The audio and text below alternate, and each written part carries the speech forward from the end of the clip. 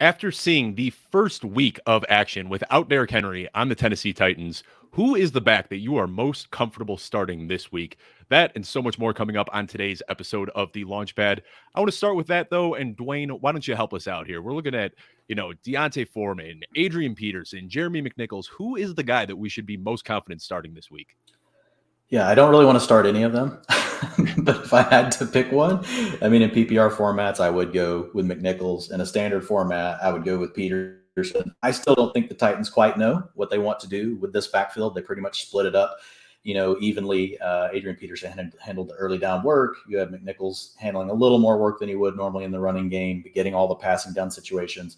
Now, what we did see is the Titans did pass a little bit more, even though, and when I say even though, so I take anytime I look at data, it's like, okay, how do we normalize this? So in situations where they've led like they did last week against the Rams, wow, what a surprise that they just blew the Rams out. But in games like that in the past this year, they've actually ran the ball much more than they did. So I think they've kind of shown us a little bit. We're probably going to see a little more passing, a little less rushing, nothing too crazy, but I don't think they've settled. So yeah, PPR, McNichols, standard. I'm still going with Peterson. I did think Deontay Foreman, when I went back and watched, actually looked the best of the three.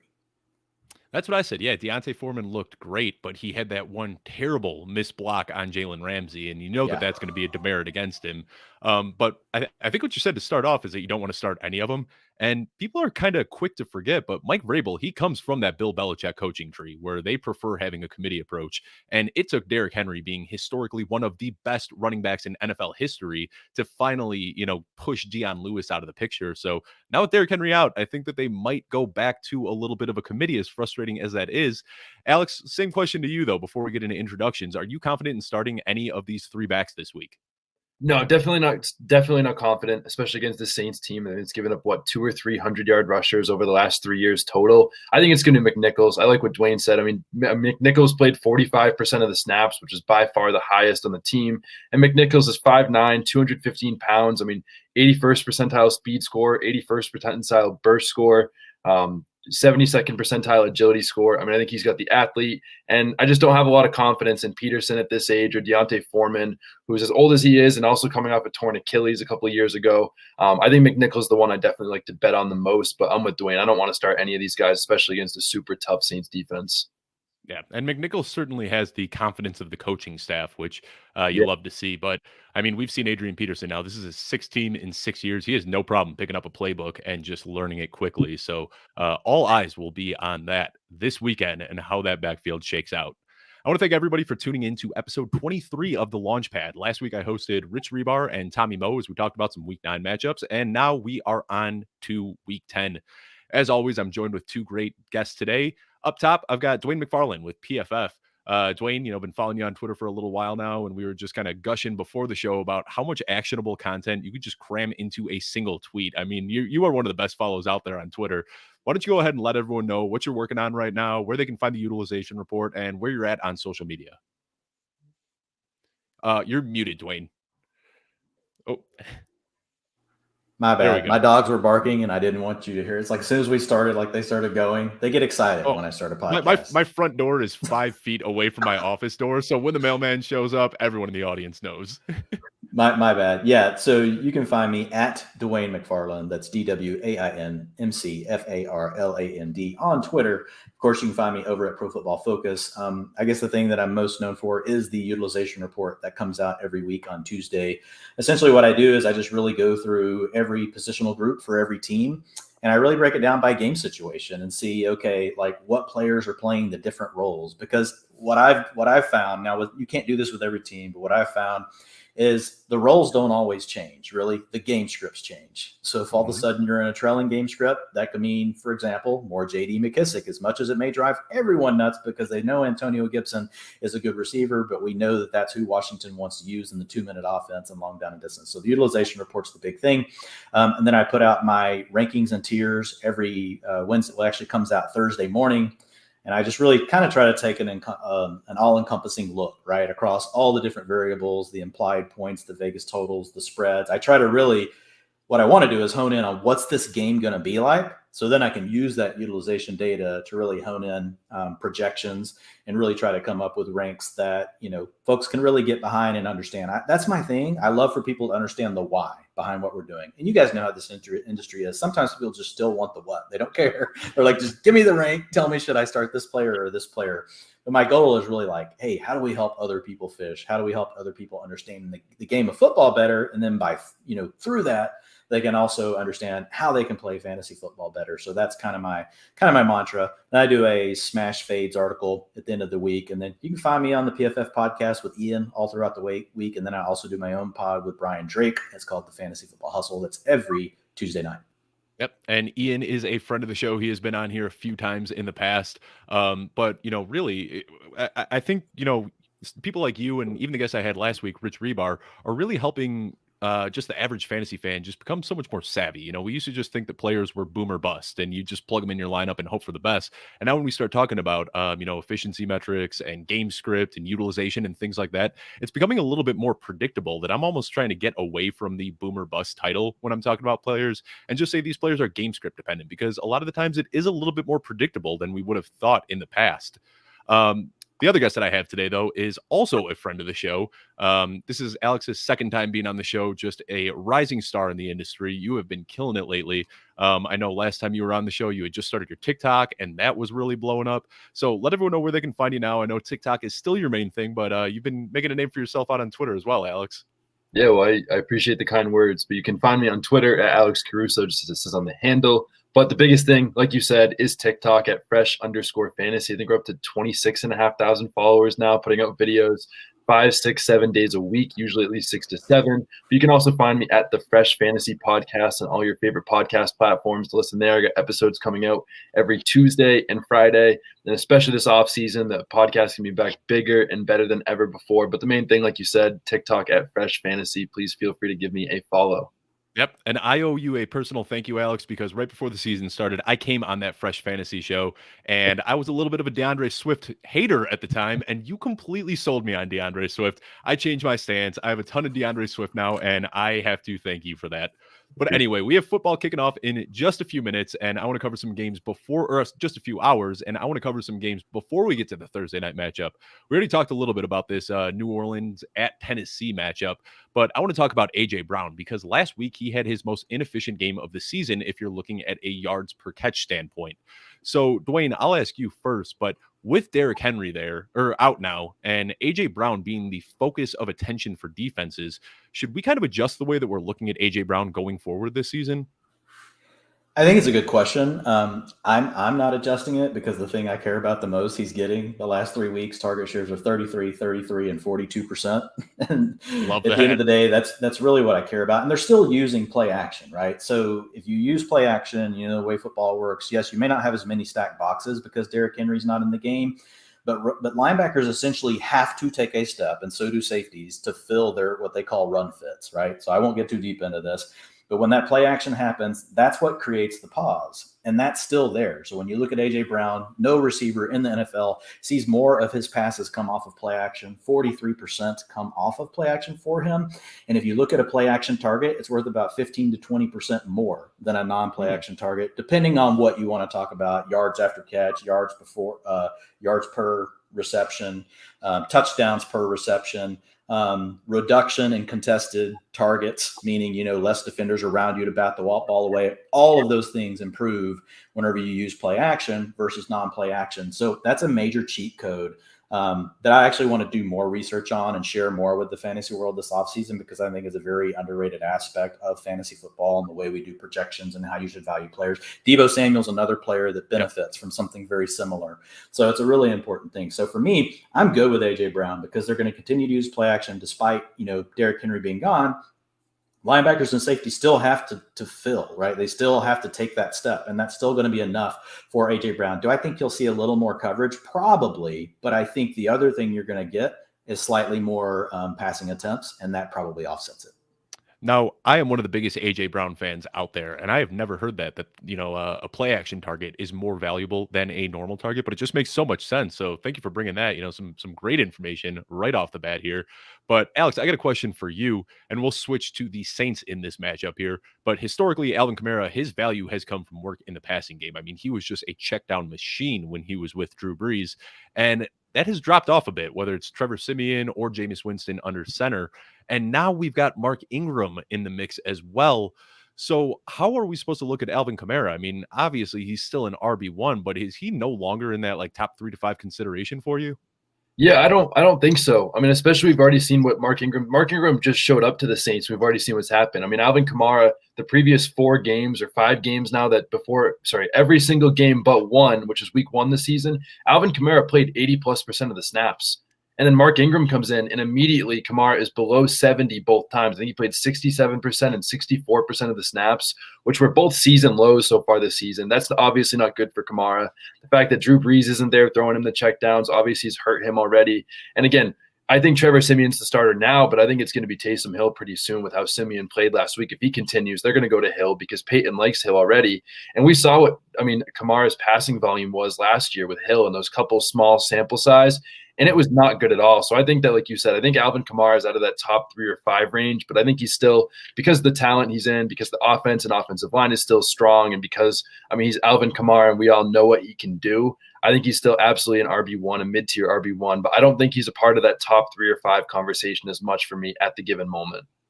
Now, Dwayne, I got a question for you, and we talked about it a little bit, and I'm going to ask you to look in your crystal ball a little bit here and try to predict the future, which we can't really do, but it was expected that Taysom Hill was going to be a pretty big part of the offense last week, and he only saw 22% of the snaps. So do you think that's kind of what we should expect going forward, him seeing about a quarter of the snaps, or do you think that as, those concussion symptoms wear off, he might be a bigger part of the offense? 22% last week. Are you taking the over or under this week? I'm probably taking the under. I think it'll be right around the same. I do agree with Alex. I think eventually he does take over, as the lead quarterback. I just think it's kind of interesting, right? A player playing with a concussion and you're out there still putting him in harm's way. He was blocking, doing all sorts of stuff last week that's actually probably more dangerous than just playing quarterback. Right. So I don't know how much I buy like the concussion narrative, right? Now, maybe he's just not quite up to speed where they want him to be to play the quarterback position. I could probably buy that more than them just being worried about the concussion.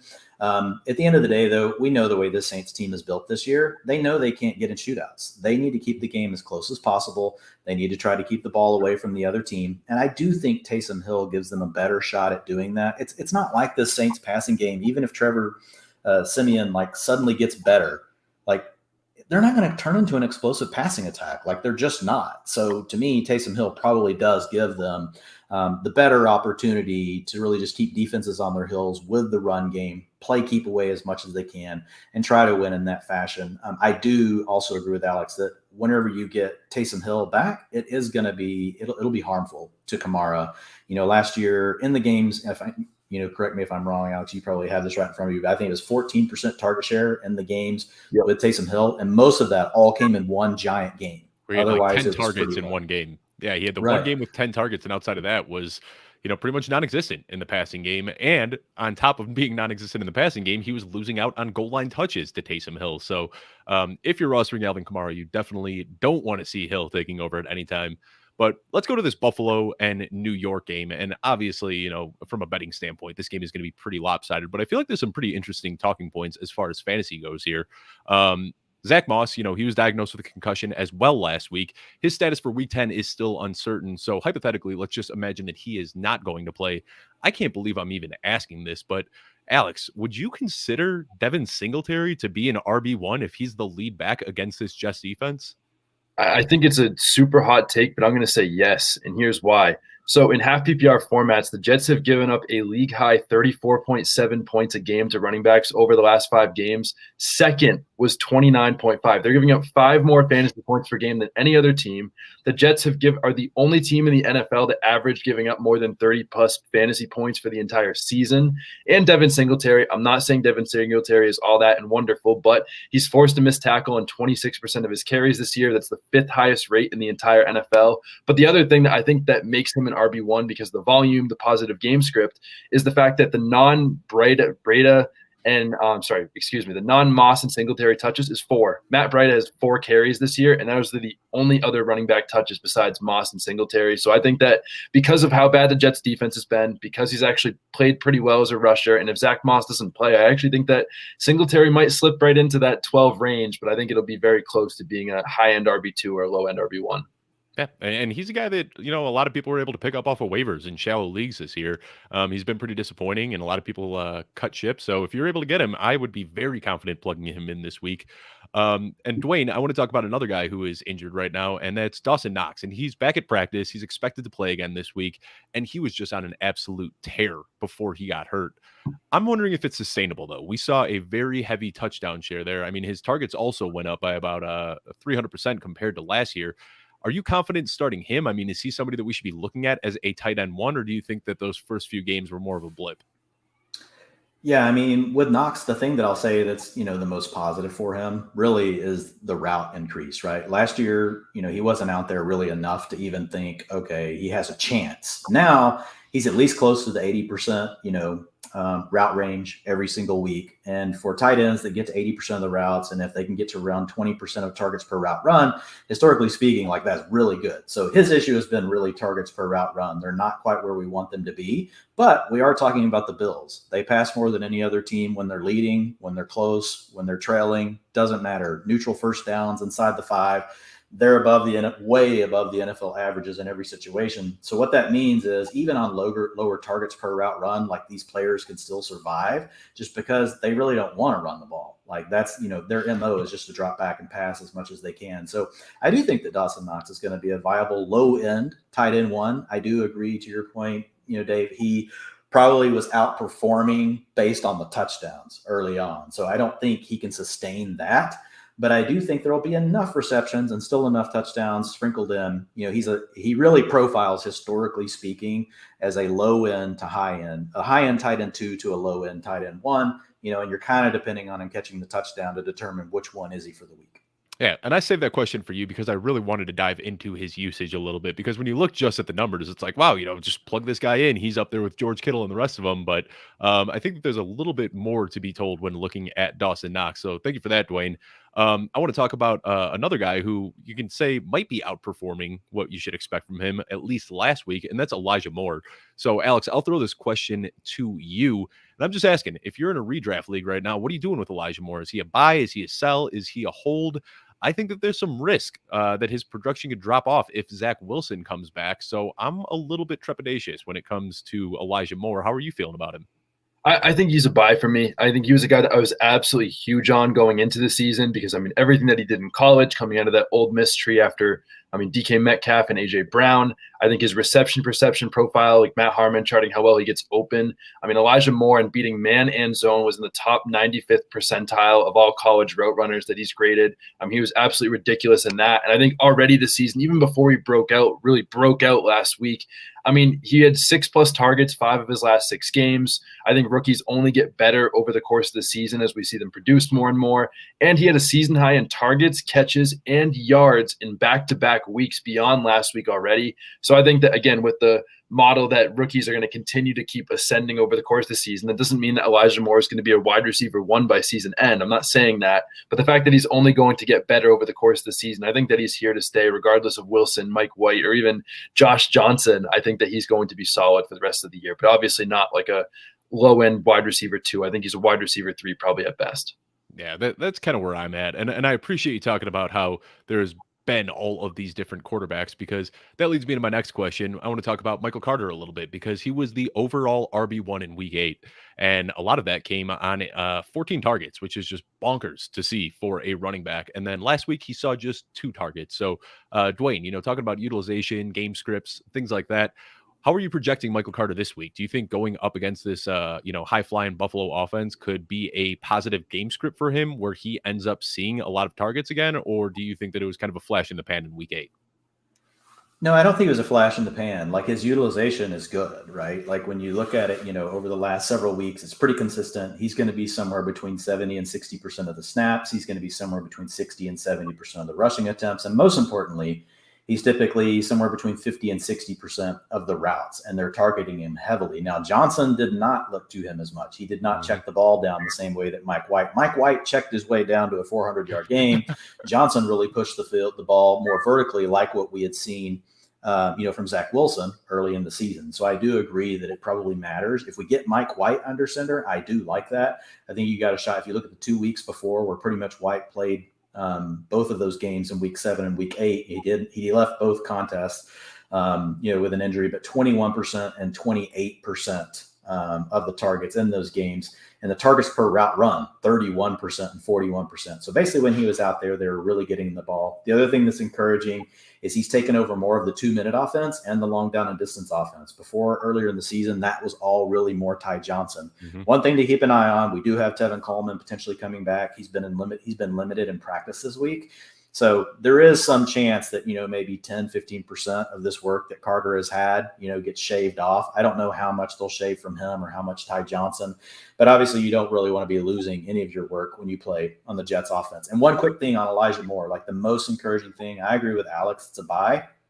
Even though they rotate receivers, that's the biggest problem for the Jets right now. You have a crappy offense and they rotate receivers. Nobody sees over 80% of the routes every week. But what I've seen with Moore, that's the most encouraging thing. Targets per route run is a really good stat for people to understand, but it gives you an insight to what could potentially happen if a player's role expands. And so essentially when Moore's on the field, he's demanding looks. His targets per route run lead the team over the last 3 weeks, despite the fact that he hasn't got to be on the field as much. Obviously, he's paid, fantasy managers off with wide receiver 36, 26, and actually number 1 overall this last week. One of those was on a big busted coverage, but he is getting targeted heavily when he's on the field. And that's always the first step you want to see. And you also want to make sure it's not just design, all screen stuff around the line of scrimmage, because that can inflate players like Rondell Moore. I still love Rondell Moore, but they're using him in a very specific way, whereas Elijah Moore is attacking all areas of the field. I think those are all positive things. And now that targets per route run metric that you talked about, that's the reason that people are getting so excited about Cadarius Toney. His role has been limited, but when he is on the field, they are just peppering him with targets. And I'm not sure where he ranks, but he's got to be up there in, the top 5%, at least from what I've been seeing, right? It seems like when he's on the field, he is just getting consistently peppered with targets. I don't know if you've got that right ahead of you. I'm going off on a tangent here, but no, anyway, it's okay. Yeah, Cadarius Toney, that has been the key for him. It wasn't this last week. I think he's still playing, through his injuries. Yep. But for that couple of game stretch where he was in and out of those games, yes, like it was very high. And so Toney, you just need him to play the right position. Like you let him play inside in the slot, like he's got 2 or 3 really good release moves. He's really tough to handle in the open field after the catch. I think he's still struggling to find his game on the outside. I think he will get there with it. But I think that's the area where if I get to see him inside in the slot, I'm much more excited about Cadarius Toney than if he's having to line up outside all the time. Yep. Couldn't agree more. I still am holding on to hope for that guy despite his off week last week. But like I said, off on a tangent here. I don't want to talk about the Giants too much. Let's go on to the next game. Cleveland Browns at New England. And I just want to talk about Donovan Peoples-Jones. Alex, if you can help me out a little bit with this one. He has been balling out. And now with Odell Beckham Jr. officially out of Cleveland, are you expecting him to just still be that, downfield threat? Right now, he is 6th in the league in average depth of target. Do you expect that to remain the same, or can we anticipate a little bit of a role change where he might take on some of what Odell was doing? Yeah, I think he's going to stay in a pretty similar role. I mean, we saw I don't know what's going to happen this year. We haven't seen it much from him, but last year when Odell was out, we saw Rashad Higgins take that role. I mean, maybe it's because Donovan Peoples-Jones is a rookie and he's still, acclimating to the league and stuff like that. But I mean, Donovan Peoples-Jones this year in 7 games only has 18 targets. I mean, I would not expect him to all of a sudden just, turn into this monster wide receiver. And the thing is, regardless of role change, I'm not very interested in him in general because, I mean, Cleveland is 30th in the NFL right now in pass attempts. I mean, they're only averaging 29 pass attempts per game. And when you get under that 30 number, it is just not good for fantasy football, especially when there's 3 or 4 teams right now that are averaging over 40 pass attempts per game, an extra 10 potential targets a game. Again, Donovan Peoples-Jones in probably only a deep role. And even if he gets that Odell Beckham role, it's not like we've seen even one fantasy relevant wide receiver for them this season, let alone 2 where Donovan Peoples-Jones will all of a sudden be doing it after having 18 targets in 7 games. I just can't see it. I hope he does. I always want guys like that to produce, that have good stories, late round draft picks, but I don't think it's him, at least this year. I actually think the underlyings on Peoples-Jones looks really good. And so he's in his 2nd year. He's a guy they loved in camp. He got hurt. Things got thrown off. And he hasn't had a lot of playing time because of the offense that the Browns play, right? They love to play 12 They love to play 12 personnel, which is 2 tight ends. Heck, they run more 13 personnel than everyone else. But in Peoples-Jones, if you really look in the 3 games that he's actually got to be on the field this year for at least 70% of the routes, he's finished wide receiver 33, wide receiver 5, wide receiver 14, and goes back to play action. That's where the value is. You're not going to see you're not going to see as many targets, even if your target share is good in this offense, because they don't throw the ball that much. But it's the play action work. If you look at him over the last 3 games, play action targets 33%, 20%. Last week, 67%. Obviously, the big one being the 60-yard touchdown from Baker Mayfield. So Peoples-Jones, I think there is a shot that he ends up getting 20 to 30% of the targets and he comes through with big plays. I do agree he's not someone that you're just going to be super excited. He's not going to be like your wide receiver 2. I do think he has a nice low-end wide receiver 3, and he does have the upside to hit the big plays for you. And he is a young talent. So I do like that because he could if you look at it, Jarvis Landry's role is pretty apparent. He's going to work underneath and intermediate. So Jones is really in the more valuable role in this offense because he gets the shot at the big plays. Yeah, I agree with you, Dwayne. And Alex, it's certainly not trying to gang up on you here, but Donovan Peoples-Jones, I think he's one of the most intriguing guys out there right now. And you can make a very strong case for whether, you're buying into it or you're not. But I agree with a lot of what Dwayne said right now. And another name that wasn't even mentioned is Anthony Schwartz. And I think he is really the burner on this team. So I could see Anthony Schwartz kind of stepping into Donovan Peoples-Jones role. Donovan Peoples-Jones kind of still doing what he does best, getting down the field, but maybe taking some of those shorter intermediate routes that we were seeing from Odell, which wasn't often. It kind of blew my mind though when you're looking at average depth of target. Odell Beckham, Donovan Peoples-Jones, and Anthony Schwartz all ranked top 20 in the league. So you've got Jarvis Landry that's running the short stuff, and then all 3 of those guys were just flying downfield. So I think he still has the big play opportunity, but might also get a little bit of a higher floor now with Odell out of Cleveland. So really intriguing player and somebody that I'll be watching closely. But Dwayne, I agree with your take that I think he's kind of a wide receiver 3 right now going forward, and you should be confident starting him in 3 wide receiver leagues. But let's talk about the Patriots here. Right now, there are a ton of injuries going on in this backfield. I don't know how much you guys have been paying attention to the injury reports, but Damian Harris didn't practice again today. I mean, do you guys have any insight on what we should be doing? Who's going to be playing? Who should be starting? Dwayne, is this something you're plugged into at all? What are we supposed to do with this backfield this week? I think we just have to find out for sure who's going to be starting or not, right?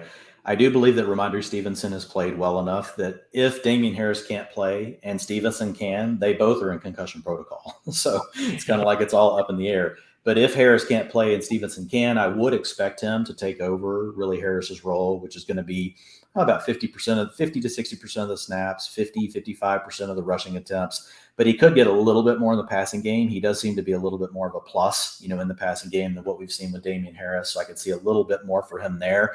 But really, Brandon Bolden's going to stay in the same role he's in. He's really playing the James White role. And then J.J. Taylor will probably be active, and he'll play the third back. You guys know how New England is. That's the problem, is they always want to play 3. No matter what. They don't care if they have to sign someone off the street tomorrow. They're going to play that person as the third back.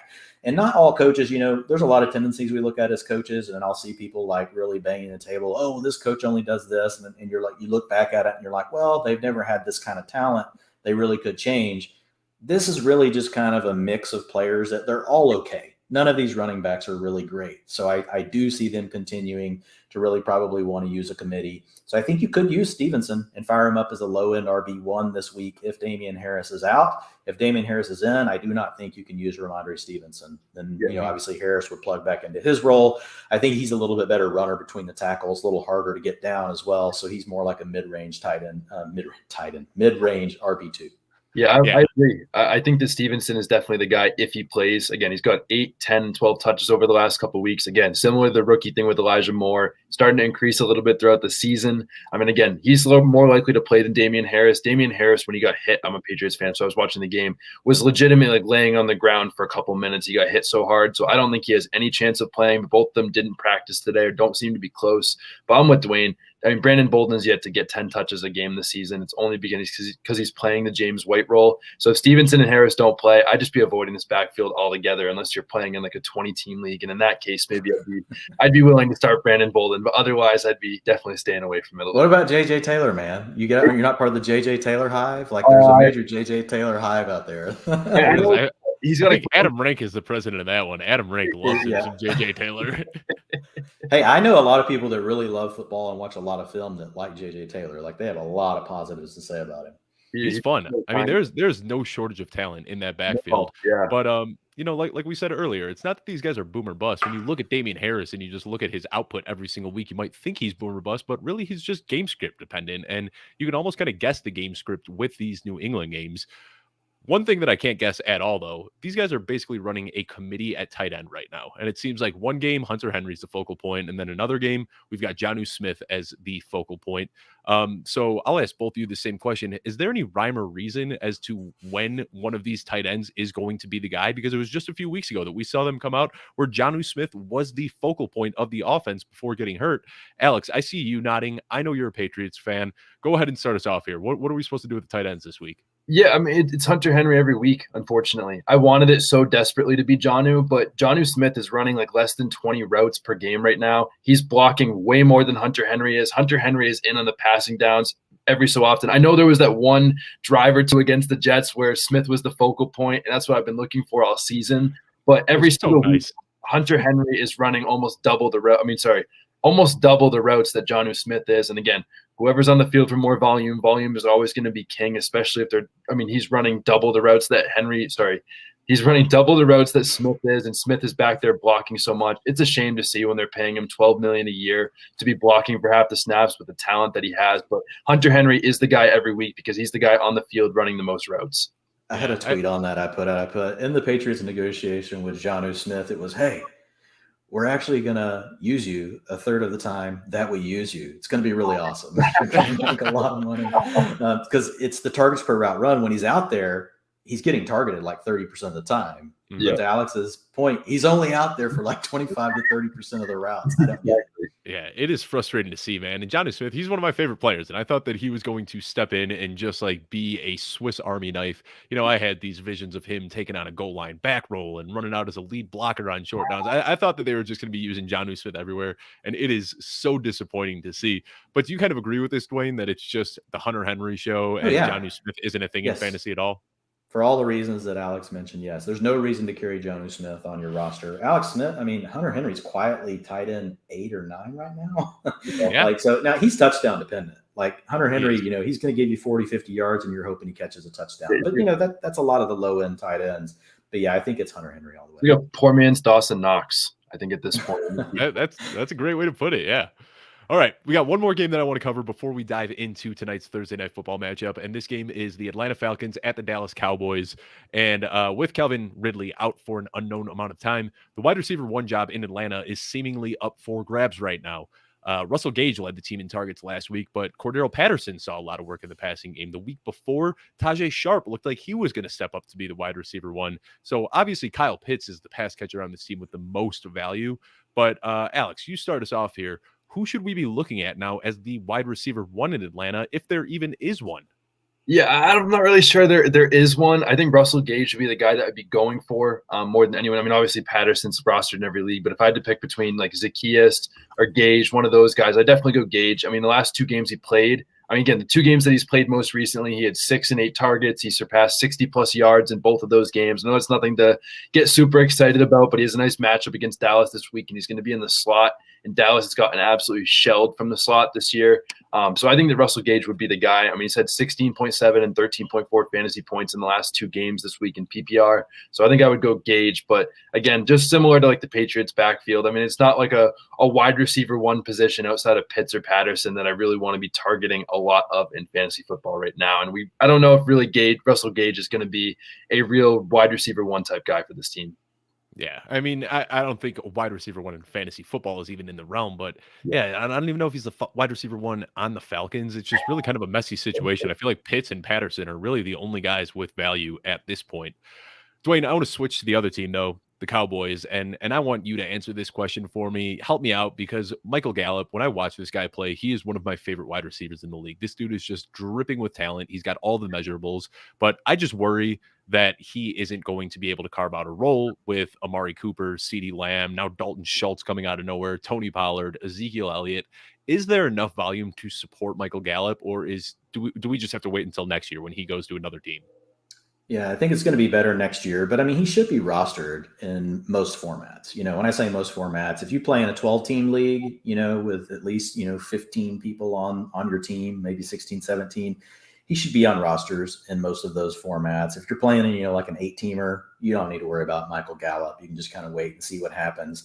But I mean, the way I look at Gallup is we know he's a good talent. The Cowboys, the difference this year is they're getting in these game scripts where they don't have to pass. Last year, we knew they were going to need to throw all the time. And that's really how you were able to sustain, multiple weapons, even though Gallup did have a down year. But I think he is clearly third to maybe fourth now, to your point, Dave, in the pecking order. The big difference now really is Dalton Schultz.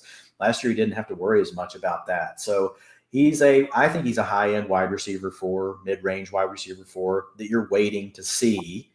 Do you actually get more out of it? I think he's going to have some nice games. I just can't tell you exactly when they're going to come. Honestly, I'm a little worried about how does it impact CeeDee Lamb, because if you go back to week 1, he and Lamb were really rotating. So this could knock Lamb's routes down. So Lamb's been enjoying the fact that he's been able to be up around the 95% of the routes. And if it's the case where Michael Gallup and he are now going to rotate, and then they're also using 12 personnel more with 2 tight ends, we could suddenly see CeeDee Lamb in 80, 85%, 75% routes per drop back range, especially when you get into games where Dallas can run the ball half of the time. Then you're going to be depending on big plays for CeeDee Lamb. So overall, this is great for Dallas as an NFL team, right? To get another weapon that teams have to worry about. It's good for Dak. I think overall, the return is actually bad for everyone else on the team. Yeah. And I mean, that kind of seems like the whole theme of the Cowboys this year. It's like, everybody was excited about Tony Pollard, but Ezekiel Elliott's playing better. And, now with Michael Gallup back in, that's going to hurt CeeDee Lamb, and Dalton Schultz stepping up is hurting everybody a little bit. So these are all very good things. Even the defense improving, all great things for Dallas. Not so great for people that invested heavily in Dak Prescott, thinking that he had that overall QB1 upside. I'm pointing to myself here because I drafted a lot of Dak Prescott this offseason and am not too happy about it so far. Anyway, let's get to the final game. We got football kicking off in just a few hours. It is Thursday, and this is actually a fun game. We get to see Lamar Jackson in primetime. But what I want to talk about, first of all, is that this offense from the Ravens is completely different than anything we have seen in years past. Their pace, their pass volume, and everything is through the roof. So, Alex, let me ask you this. Can Lamar Jackson support Marquise Brown, Rashad Bateman, and Mark Andrews all as viable fantasy starters? Yeah, the answer is I wish. I don't think he can, unfortunately. I would love for him to. I think Marquise Brown and Mark Andrews are fine. I mean, they're near the top of the position, but Bateman's the one that I wish he could. But here's the problem I have with Bateman, and I don't remember. I wish I had the tag today of who it was, but Sammy Watkins' last 5 games that he's played for the Ravens, he's had a 20+% target share each of those 5 games. That's 5 straight games of 20+% target share. That is not good for Bateman. We've seen Bateman have this sort of mini breakout the last couple of weeks, but why has that been? Well, Watkins has been out, and then that's contributed some of it. I love Rashad Bateman. I'm not here to bag Rashad Bateman and say that I don't think he's going to be great. I'd love for Sammy Watkins to, go off and to a butterfly farm and live happily ever after, so Bateman could produce for the rest of the season. But unfortunately, that's just not the case at this point. So I think that Bateman, unfortunately, is going to be a little bit, not the odd man out, but I don't think that he's going to be fantasy viable when Watkins is healthy. But I think Brown and Andrews will continue to do pretty similar to what they're doing. But unfortunately, I don't think all 3 will be fantasy starters. It's a dagger in my heart, Alex. There's nothing more than I want for Rashad Bateman to be fantasy relevant. Dwayne, do you agree with that, or do you have anything that you'd like to add? No, I think we have to see tonight. Tonight's the data point we need, right? I want to see a game where they're both healthy. Who knows? Maybe Sammy Watkins stays on the sideline, and it really is just Rashad Bateman and he stays out there. But to Alex's point, even if Sammy just demands 10 to 20%, right, of the snaps, and those have to come from Bateman. Bateman's already living on really thin margins. If you look at his routes over the last 3 weeks, 67%, 65%, 82%. That was a big step, getting up to 82. We could easily see him drop back down into the 60% range. And if they really want to keep Devin Duvernay into the mix as well, it could drop down into the 50 range. And then basically you're just hoping for a big play.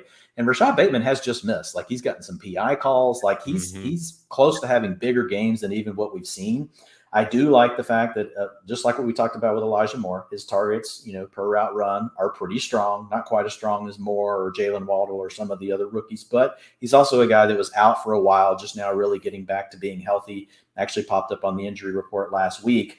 I think he's doing really good to have finished wide receiver 34 and 32 with the role that he's had. And I think it's just going to be that much tougher with Sammy back. Now, if we get a new data point tonight that Sammy's just not going to be part of it, then I think you can start to look at Bateman as a low-end wide receiver 3 for the rest of the season. Love it. Now, when I was originally prepping for the show, I wanted to ask, what we would do with Devonta Freeman if Latavius Murray were to come back. But from what I'm reading right now, it seems like Latavius Murray is doubtful and probably won't be playing this evening. So, Dwayne, how high are you ranking Devonta Freeman? I mean, he's coming off a nice week here. His role and his snaps and everything have been increasing for about 4 weeks straight now. So is he somebody that you're comfortable firing up as like a high-end RB2 this week? I wouldn't call him a high-end RB2 just because you're still dealing with a 3-back committee, even though Williams really isn't playing much. So let's call it a 2-back committee, but you have a rushing quarterback, right? Who's really the lead ball carrier, can also be the lead option inside the 5.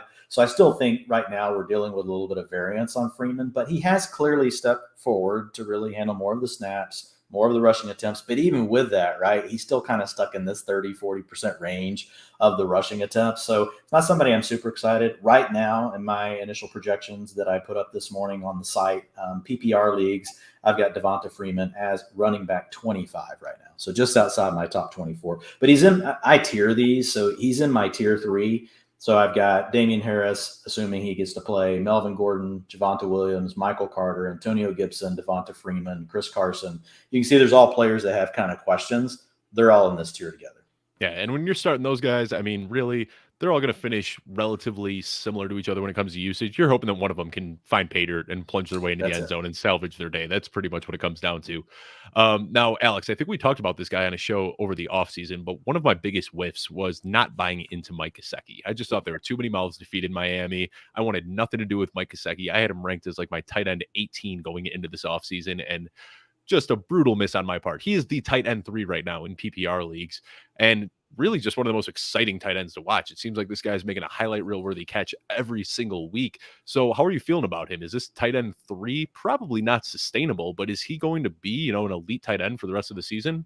Yeah, I would say so. I think he's been a lot better than even we realized. Like I was so against him this year because, they added someone like Will Fuller who's going to demand targets, and I just didn't think the volume would be enough for him. But I think Waddle. Yeah, Jalen Waddle. The biggest help for him this year has been the fact that Devontae Parker and Will Fuller have just not been playing a ton, which I think has really helped him. And I think the thing that I like about Gesicki is this isn't week 4 or 5 where he's had a couple of good games. Okay, are we going to bet on him? And I'd say no. We have a half-season sample size right now, and he's continuing to produce week after week. He has a very nice schedule coming up. But I think the other thing I was looking at today was this guy in 2019 was the tight end 11. Last year was the tight end 7. And right here, he's the tight end 3. He's been a tight end 1 the last 2 years. And with the volume that he's getting right now, regardless of who the quarterback is, which is also great to see, he's been producing. I'm not sitting here saying I think Mike Gesicki is better than George Kittle now or something. No, obviously not. But I think behind Pitts, Kittle, Waller, and Kelsey, I think that it's pretty fair to have Gesicki right next to someone like TJ Hawkinson, right in that tight end